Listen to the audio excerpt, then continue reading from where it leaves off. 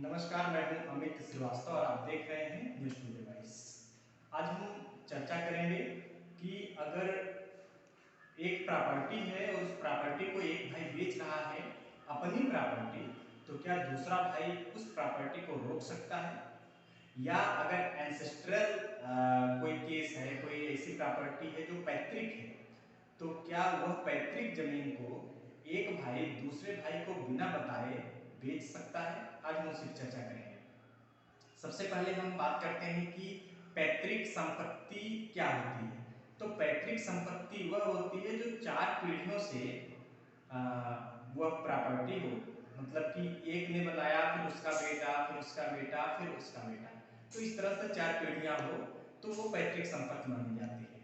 अब इस पैतृक संपत्ति में एक केस हुआ था जो कि 2019 में था, और जो रिकॉर्ड हमारे सामने है वो है 7 मार्च 2019 का, जिसमें बाबूराम और संतोष सिंह के बीच में वो केस हुआ था।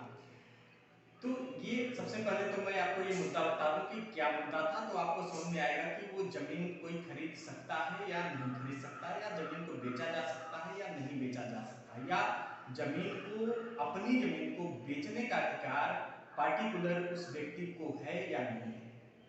तो सबसे पहले मैं बता दूं कि नाथूराम और संतोष सिंह 2 भाई थे और दोनों जमीन के बराबर के हिस्सेदार थे। जो नाथूराम थे तो उन्होंने अपनी जमीन बाबूलाल को बेच दी। जब नाथूराम ने अपनी जमीन बाबूलाल को बेच दी तो संतोष सिंह ने कहा कि नाथूराम का भाई मैं हूं, तो मुझसे पूछना चाहिए था।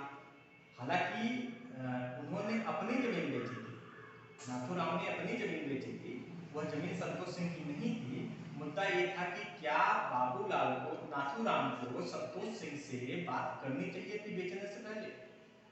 तो संतोष सिंह क्या किए, ट्रायल केस में कोर्ट में चले गए और ट्रायल कोर्ट जो था संतोष सिंह की याचिका को खारिज कर दिया। कहा कि वो उनकी जमीन है, बाबूलाल को लिखा है नाथूराम ने, नाथूराम जिसको चाहे वो बेच सकते हैं, जिसको चाहे नहीं बेच सकते, उसमें आप कौन होते हो। और इस तरह से संतोष सिंह के केस को खारिज कर दिया गया।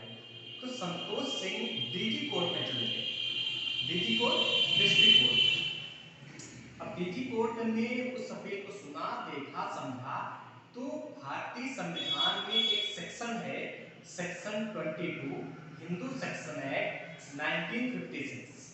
इसके तहत डीजी कोर्ट ने संतोष सिंह की बात को मान लिया और कहा कि बाबूजी को, बाबूलाल को, जो बाबूराम थे, उनको जमीन लिखाने से पहले ये सोचना चाहिए था कि वो जमीन नाथूराम की है और नाथूराम के सगे भाई संतोष सिंह हैं।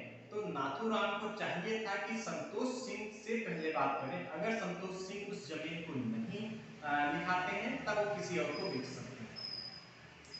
जब ये ऑर्डर हो गया तो जो बाबूराम थे उनको बड़ा समस्या हुई कि भाई मैं पैसा देके खरीद रहा हूँ और ये जमीन इनसे क्यों पूछूं।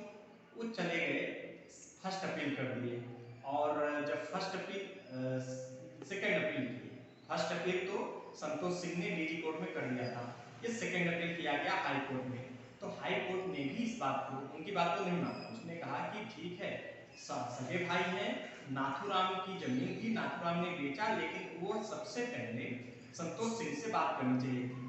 फिर बाबूराम चले गए सुप्रीम कोर्ट, सुप्रीम कोर्ट ने भी यह जजमेंट दिया कि जमीन थी नाथूराम की, उन्होंने बाबूराम को बेचा है, लेकिन नाथूराम को सबसे पहले संतोष सिंह से बात करनी चाहिए थी। अब इसमें सवाल ये आता है कि आखिर ऐसा क्यों। तो मैं आपको बता दूं कि सेक्शन 22 हिंदू अधिनियम, हिंदू उत्तराधिकार अधिनियम जो है, मतलब कि हिंदू सेक्शन 1956 के अंतर्गत यह है कि अगर पैतृक जमीन, अगर व्यक्तिगत जमीन है तो उसका कोई जो मालिक है वो उसे बेच सकता है। लेकिन अगर पैतृक जमीन है, मतलब 4 पीढ़ियों से वो जमीन है, अगर 4 पीढ़ियों से वो जमीन है, तो उसमें जो भी व्यक्ति जितना हिस्सा है, अगर वो अपना हिस्सा बेचना चाहता है, क्योंकि वो उसकी बनाई हुई जमीन नहीं है, वो उसकी पैतृक जमीन उसको मिली है, तो वह अपने ही परिवार की, जिसको जिसको वह जमीन मिला है, उससे एक बार बात करेंगे कि मैं इस जमीन को बेचना चाहता हूं, आप लेने को इच्छुक हैं या नहीं। अगर वह व्यक्ति नहीं लेता है या व्यक्ति उतनी प्रॉपर्टी जितना इन्होंने मांगा है उतना वह नहीं देते हैं पैसा, उसकी कीमत, तब वो दूसरे को बेच सकते हैं। तो यह एक महत्वपूर्ण केस है बाबूराम बनाम संतोष सिंह का।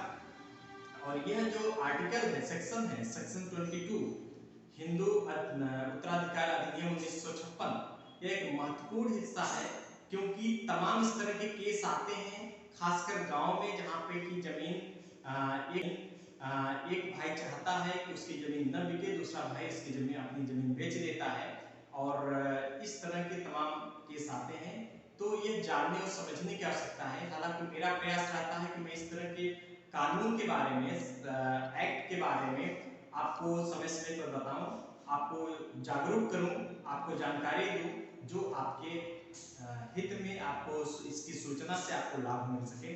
तो आपको ये जानकारी होनी चाहिए कि अगर यह पैतृक जमीन है, एंसेस्ट्रियल लैंड है, तो उसमें इस तरह की प्रॉपर्टी में अगर 4 पीढ़ियों से वो जमीन है तो उसको एक भाई दूसरे भाई को अगर बेचता है, एक भाई किसी को भी अपना बेचता है जमीन, तो दूसरे भाई से राय जरूर लेना चाहिए। इस तरह की और वीडियो देखने के लिए हमारे चैनल को सब्सक्राइब करें। फिर मिलेंगे एक और नए वीडियो में।